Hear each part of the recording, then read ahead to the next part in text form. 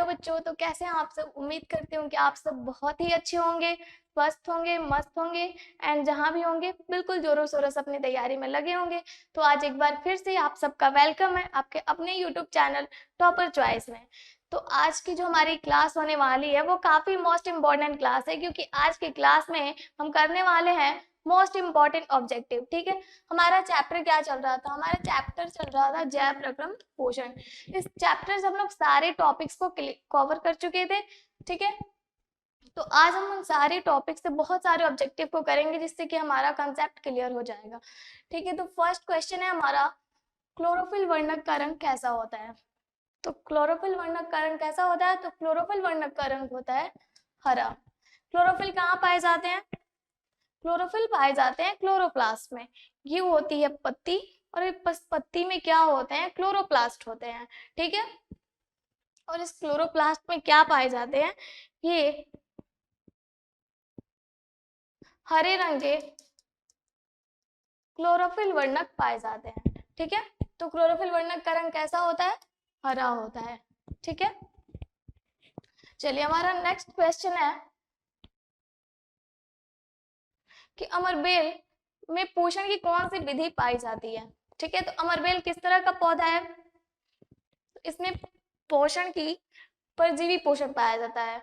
ठीक है, क्योंकि ये तने से चिपककर अपना भोजन प्राप्त करते हैं, यानी कि एक जीव दूसरे जीव के संपर्क में अपना भोजन प्राप्त करता है तो उसे क्या कहते हैं, उसे परजीवी पोषण कहते हैं। ठीक है, तो अमरबेल किस तरह का पौधा है, तो इसमें परजीवी, ठीक है, इसमें पोषण की परजीवी पोषण पाया जाता है। ठीक है, नेक्स्ट क्वेश्चन है हमारा, कवक में पोषण की कौन सी विधि पाई जाती है। ठीक है, कवक में पोषण की कौन सी विधि पाई जाती है, तो कवक में पोषण की कौन सी विधि पाई जाती है, इसमें मृतजीवी पोषण पाया जाता है। ठीक है, ये मृत सड़े गले पदार्थों से अपना क्या करते हैं, भोजन प्राप्त करते हैं। ठीक है, जो हमारा नेक्स्ट क्वेश्चन है वो है, पौधों का रसोई घर किसे कहते हैं।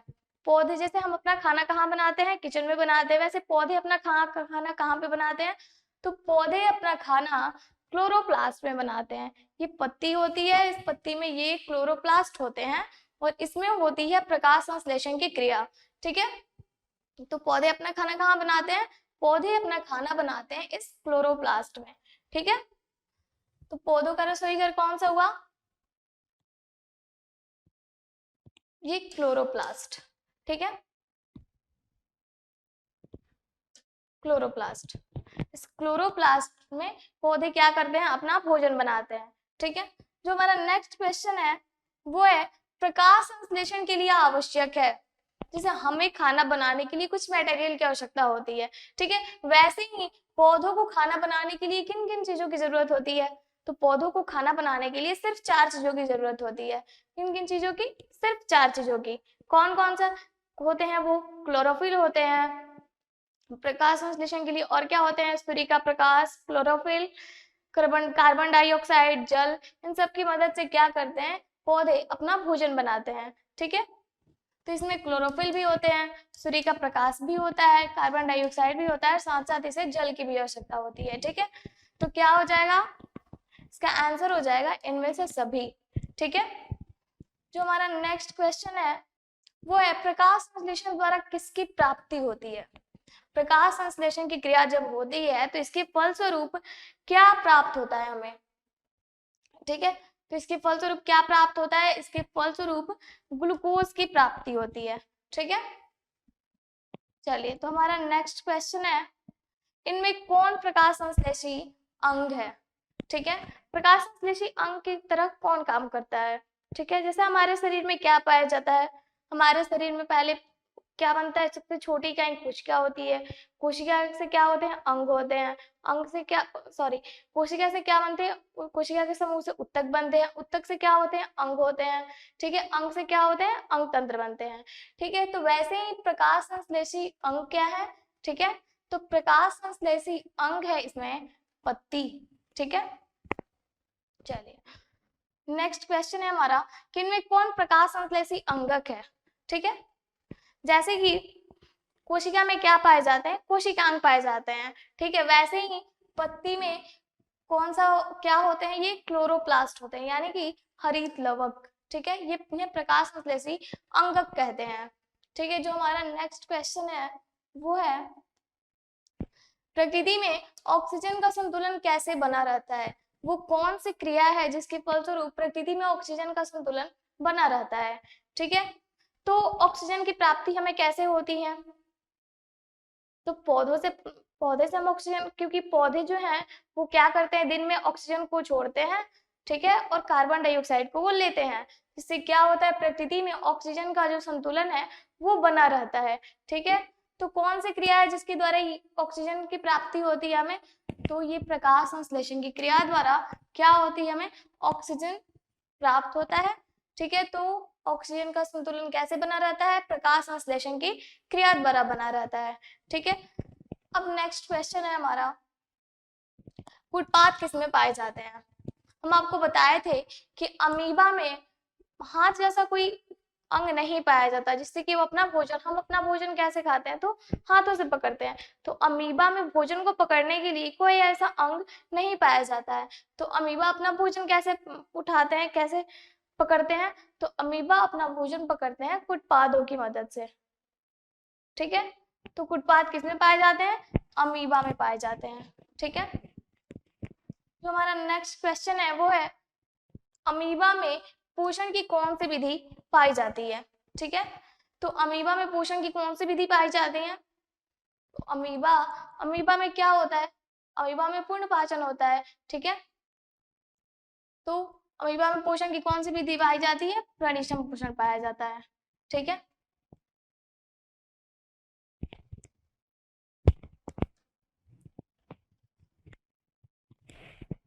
हमारा नेक्स्ट क्वेश्चन है प्रकाश संश्लेषण होता है। प्रकाश संश्लेषण कहाँ कब होता है? दिन में होता है कि रात में होता है, या फिर रात दिन दोनों में होता है, या फिर सुबह शाम में होता है? इसमें कौन सा सही है? तो प्रकाश संश्लेषण की क्रिया कब होगी? जब सूर्य का प्रकाश होगा, और सूर्य का प्रकाश कब मिलता है? दिन में मिलता है। ठीक है, तो प्रकाश संश्लेषण की क्रिया कब होगी? दिन में होगी। ठीक है, अब जो हमारा नेक्स्ट क्वेश्चन है वो है मनुष्य के शरीर की सबसे बड़ी ग्रंथि कौन सी है? ठीक है, जब हम आपको पाचन तंत्र पढ़ा रहे थे तो उस टाइम आपको बताए थे कि मानव शरीर की जो सबसे बड़ी ग्रंथि होती है वो कौन सी होती है? वो होती है यकृत, यानी कि लीवर। इसे क्या कहते हैं? इसे यकृत कहते हैं। ये मानव शरीर की सबसे बड़ी ग्रंथि होती है। ठीक है, हमारा नेक्स्ट क्वेश्चन है एक वयस्क मनुष्य में कितने दांत होते हैं? एक वयस्क मनुष्य में कितने दांत होते हैं? फर्स्ट ऑप्शन है हमारा 28, 30, 32, 34। तो एक वयस्क मनुष्य में कितने दांत होते हैं?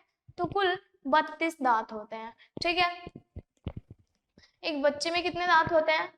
तो वो 20 दांत होते हैं, यानी कि वो मिल्क टीथ बोलते हैं उसको। ठीक है, और इसे परमानेंट, वयस्क मनुष्य में कौन सा टीथ पाया जाता है? तो परमानेंट टीथ होता है। ठीक है, जिनकी संख्या कितनी होती है? इसकी संख्या 32 होती है।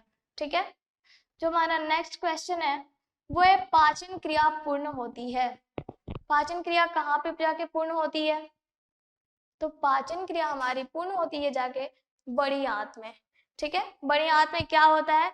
जो पचा भोजन होता है वहां पे क्या होते हैं? जल का अवशोषण होता है, जिसके फलस्वरूप जो पाचन की क्रिया है वो पूर्ण होती है। ठीक है, जो हमारा नेक्स्ट क्वेश्चन है वो है कौन सी कोशिका HCl का स्राव करती है? HCl कहाँ पे पाया जाता है?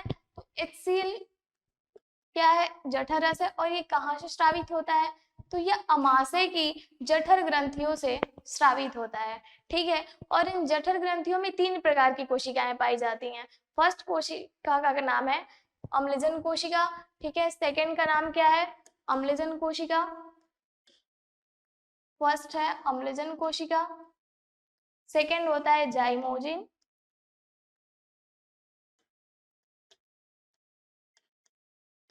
और थर्ड होती है म्यूकस या श्लेष्मा कोशिकाएं।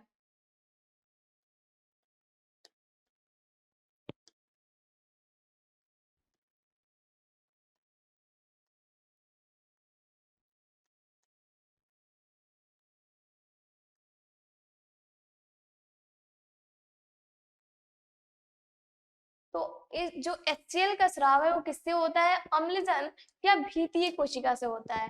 ठीक है,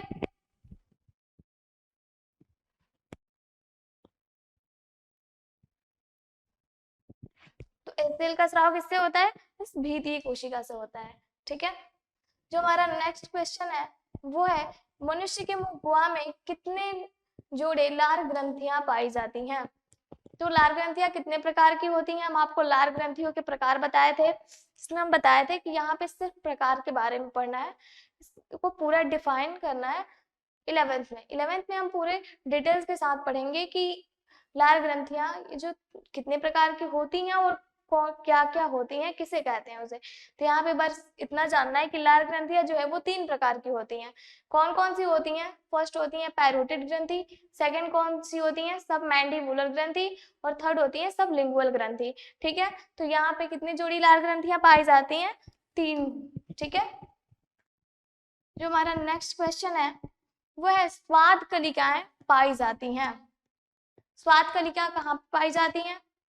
तो स्वाद कलिका पाई जाती हैं जीव के ऊपरी सतह पे। ठीक है, स्वाद का एहसास हमें कहाँ से होता है? जब हम कोई खाना खाते हैं तो हम स्वाद कहाँ से चखते हैं? जीभ के द्वारा। ठीक है, तो ये स्वाद कलिकाएं कहाँ पे पाई जाती हैं? जीभ के ऊपरी सतह पे पाई जाती हैं। ठीक है, जो हमारा नेक्स्ट क्वेश्चन है वो है अमाशय के अग्रभाग को क्या कहते हैं? हमें यहाँ ज्यादा डिटेल्स में नहीं पढ़ना है, बस इतना जानना है कि अमाशय में कौन कौन सी कौन सी ग्रंथि होती है और उससे कौन कौन से जठर रस जो है वो स्रावित होते हैं। ठीक है, तो अमाशय के अग्रभाग को कहते हैं कार्डियक। ठीक है, जो नेक्स्ट क्वेश्चन है वो है जठर ग्रंथियां कहाँ पाई जाती हैं? तो जठर ग्रंथि कहाँ पे पाई जाती हैं? फर्स्ट ऑप्शन है हमारा आंख में, सेकंड ऑप्शन है अग्नाशय में, थर्ड ऑप्शन है यकृत से, और फोर्थ ऑप्शन है अमाशय में। कहाँ पाई जाती हैं? तो ये जो जठर ग्रंथियां हैं वो कहाँ पे पाई जाती हैं? अमाशय में पाई जाती हैं। ठीक है, अमाशय में जठर ग्रंथि पाई जाती है, जिससे क्या होता है? जठर रस का स्राव होता है। ठीक है, जो हमारा नेक्स्ट क्वेश्चन है वो है मुख गुहा का पहला भाग कहलाता है। तो मुख गुहा का पहला भाग कौन सा है? मुख गुहा का पहला भाग कौन सा है? ग्रसनी। ठीक है, नेक्स्ट क्वेश्चन को देखते हैं। छोटी आंत एवं बड़ी आंत के जोड़ पे पाई जाने वाली एक नलीनुमा रचना को क्या कहते हैं? ठीक है, छोटी आंत एवं बड़ी आंत के जोड़ पे पाई जाने वाली इस नलीनुमा रचना को क्या कहते हैं? इसे कहते हैं हम लोग क्या? इसे कहते हैं सिक्कम। ठीक है, जो छोटी आंत और बड़ी आंत होती है उसके जोड़ पे ये एक नलीनुमा रचना होती है, जिसे क्या कहते हैं? सिक्कम कहते हैं। ठीक है, अब नेक्स्ट क्वेश्चन को देखते हैं। हमारा नेक्स्ट क्वेश्चन है मनुष्य के आहार नाल की कौन सी रचना औशोषी अंग है? ठीक है, तो ये औशोषी अंग किसे कहते हैं? औशोषी अंग अपेंडिक्स होता है। ठीक है, जिसका हमें हमारे शरीर में कोई जरूरत नहीं होती है। ठीक है, इस अपेंडिक्स का कोई काम नहीं होता है। ठीक है, तो इसे औशोषी अंग कहा जाता है। तो इसे ये औशोषी अंग किसे कहते हैं? अपेंडिक्स को कहते हैं। ठीक है, जो हमारा नेक्स्ट क्वेश्चन है वो है छोटी आंत में भोजन का पाचन में निम्नलिखित में किस रस की भूमिका होती है? ठीक है, छोटी आंत में कौन कौन से रस का स्राव होता है? तो ये यकृत से कौन से रस का स्राव होता है? पीत रस का स्राव होता है। अग्नाशयी रस पाए जाते हैं अग्नाशय में, आंत्र रस। ठीक है, इन तीनों रस का स्राव कहाँ से होता है? छोटी आंत में होता है। तो इसका सही ऑप्शन क्या हो जाएगा? इनमें से सभी। ठीक है, नेक्स्ट क्वेश्चन है अमाशय में अधपचे भोजन को लेई की तरह से स्वरूप को क्या कहते हैं? ठीक है, अमाशय में जो भोजन होता है वो लेई की तरह हो जाता है। ठीक है, उसे क्या कहते हैं? उसे कहते हैं हम लोग काइम। ठीक है, नेक्स्ट क्वेश्चन है चाइल्ड का अवशोषण होता है। अब जो भोजन है वो छोटी आंत में जाता है, छोटी आंत में क्या होता है? वो भोजन और भी तरल हो जाता है। ठीक है, उसे क्या कहते हैं? तरल भाग, उसका अवशोषण कहाँ पे होता है? जो तरल भोजन हो जाता है उसे कहते हैं चाइल, और इस चाइल का अवशोषण कहाँ पे होता है? इलियम में होता है। ठीक है। इस भोजन से जितने भी पोषक तत्व हैं इलियम की बिलाई के द्वारा कहाँ पे चले जाते हैं, रक्त नलिकाओं के द्वारा रक्त में चले जाते हैं। ठीक है, तो चाइल्ड का अवशोषण कहाँ पे होता है, इलियम में होता है। नेक्स्ट क्वेश्चन है, अमीबा का मुख्य भोजन है। अमीबा का भोजन क्या क्या है, शैवाल की छोटे छोटे टुकड़े, डायटम एक कोशिकीय कोशिक जीव भी होते हैं, बैक्टीरिया भी होते हैं, यानी कि इनमें से सभी जो है ये शैवाल अमीबा के भोजन होते हैं। नेक्स्ट क्वेश्चन है, इनमें से कौन सी रचना हरा अमीबा में भोजन का अंतर्ग्रहण होता है। कौन सी रचना कौन सी रचना के द्वारा, सॉरी ये क्वेश्चन गलत है, इनमें से कौन सी रचना के द्वारा अमीबा भोजन का अंतर्ग्रहण करता है। ठीक है,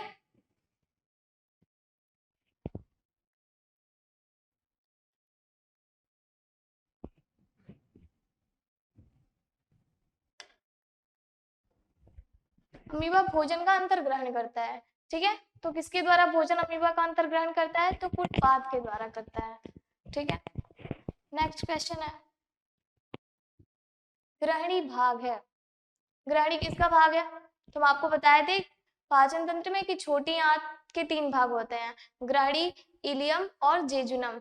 ठीक है, तो छोटी आंत का ग्रहणी किसका भाग है, तो छोटी आंत का। ठीक है, नेक्स्ट क्वेश्चन है, प्रकाश संश्लेषी इकाई है। प्रकाश संश्लेषी इकाई किसे कहते हैं,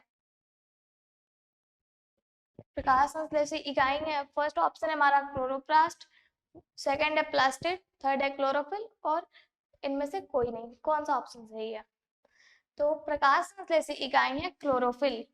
क्लोरोफिल के बिना प्रकाश संश्लेषण की क्रिया नहीं हो सकती है, तो प्रकाश संश्लेषी इकाई किसे कहते हैं हम लोग, क्लोरोफिल को कहते हैं। नेक्स्ट क्वेश्चन है, वह विधि जिसमें जीव पोषक तत्वों को ग्रहण करके उनका उपयोग करते हैं क्या कहलाते हैं। ठीक है, क्या कहते हैं, वह जीव जो पोषक तत्वों को ग्रहण करके और उसका उपयोग करते हैं उसे क्या कहते हैं, उसे कहते हैं हम लोग पोषण। ठीक है, क्या कहते हैं, पोषण कहते हैं। नेक्स्ट क्वेश्चन है, जीवन की उपापचयी क्रियाओं के संचालन के लिए निम्नलिखित में कौन आवश्यक है, तो निरंतर ऊर्जा की आपूर्ति, शरीर की वृद्धि भी आवश्यक है, टूटे फूटे ऊतकों की मरम्मत, यानी कि इनमें से सभी। ठीक है, रक्षी कोशिकाएं पाई जाती हैं, तो रक्षी कोशिकाएं कहाँ पे पाई जाती हैं, यानी कि द्वार कोशिकाएं, ये सब कहाँ पे पाई जाती हैं, तो ये पाई जाती हैं, ये ऑप्शन गलत है। ठीक है, रक्षी कोशिकाएं जो है वो पाई जाती हैं पत्ती में। ठीक है, कहाँ पाई जाती हैं, ये पत्ती में पाई जाती हैं। ठीक है, वे सभी क्रियाएं जिनके द्वारा जीवों का अनुरक्षण होता है कहलाता है। वे सभी क्रियाएं जिनके द्वारा जीवों का अनुरक्षण होता है, यानी कि जीवन जिन क्रिया के द्वारा क्या करते हैं, जीव अपना जीवन यापन करते हैं, उसे क्या कहते हैं हम लोग, उसे कहते हैं हम लोग जैव, ऑप्शन गलत है इसका, इसे कहते हैं हम लोग जैव प्रक्रम।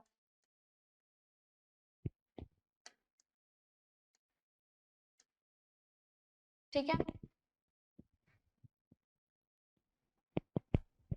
नेक्स्ट क्वेश्चन है, गोबर छत्ता में किस प्रकार का पोषण होता है।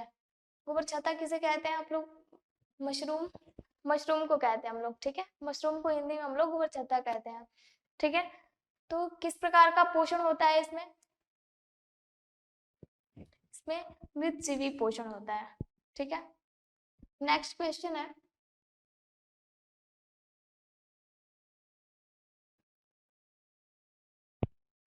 प्रकाश संश्लेषण प्रक्रम में गैसों का आदान प्रदान किन अंगों के द्वारा होता है।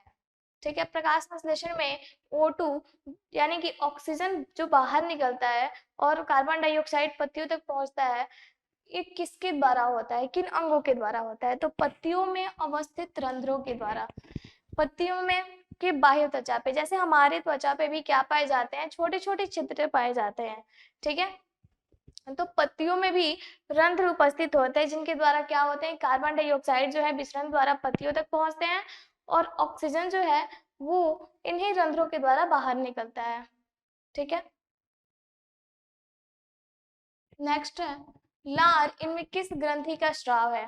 तो लार में कौन कौन, ये 3 प्रकार की ग्रंथियां कौन कौन सी होती हैं? पैरोटिड ग्रंथि, सबमैंडिबुलर ग्रंथि और सबलिंगुअल ग्रंथि। तो लार में किसका स्राव है? फर्स्ट ऑप्शन है पैरोटिड ग्रंथि, सेकंड यकृत, थर्ड जठर ग्रंथि और फोर्थ आंत्र ग्रंथि। ठीक है, जठर ग्रंथि से तो जठर रस का स्राव होता है, यकृत से पीत रस का स्राव होता है और आंत्र ग्रंथि से आंत्र रस का स्राव होता है। तो इनमें कौन सा ऑप्शन चाहिए? ये पैरोटिड ग्रंथि।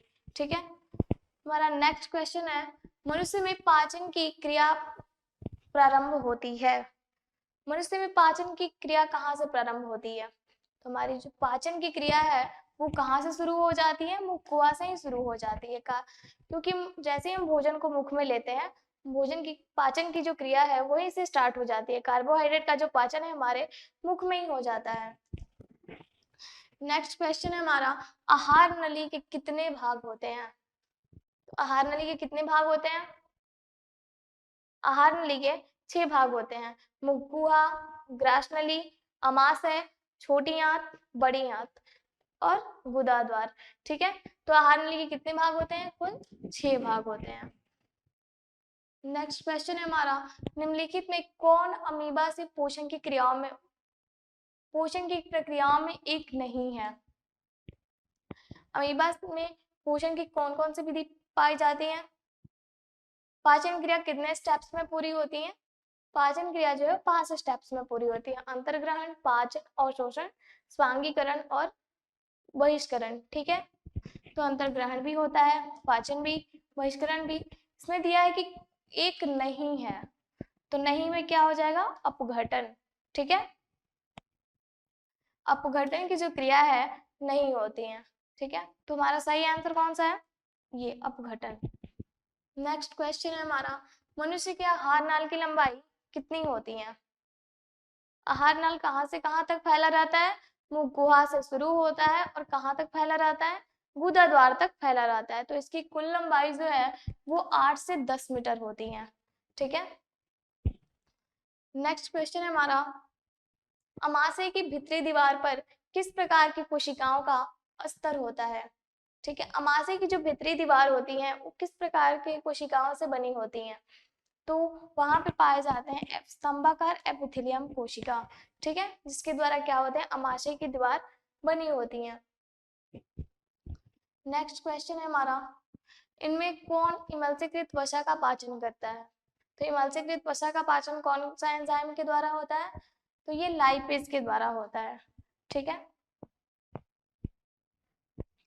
नेक्स्ट क्वेश्चन है मानव आहार नाल के किस भाग की लंबाई सबसे अधिक होती है? तो मानव आहार नाल के किस भाग की लंबाई सबसे अधिक होती है? तो छोटी आंत की होती है। ठीक है, इनमें क्या पाए जाते हैं? इसमें यकृत भी पाए जाते हैं और इसमें अग्नाशय भी पाए जाते हैं। ठीक है, तो ये सबसे जो अधिक लंबाई होती है वो छोटी आंत की होती है। ठीक है, क्योंकि जो पाचन होता है वो सबसे ज्यादा कहाँ पे होता है? छोटी आंत में होता है। ठीक है, नेक्स्ट क्वेश्चन है हमारा दांतों को साफ करने के लिए दंत मंजन प्राय होते हैं। फर्स्ट ऑप्शन है हमारा क्षारीय, सेकंड है अम्लीय, थर्ड है लवण युक्त और फोर्थ है इनमें से कोई नहीं।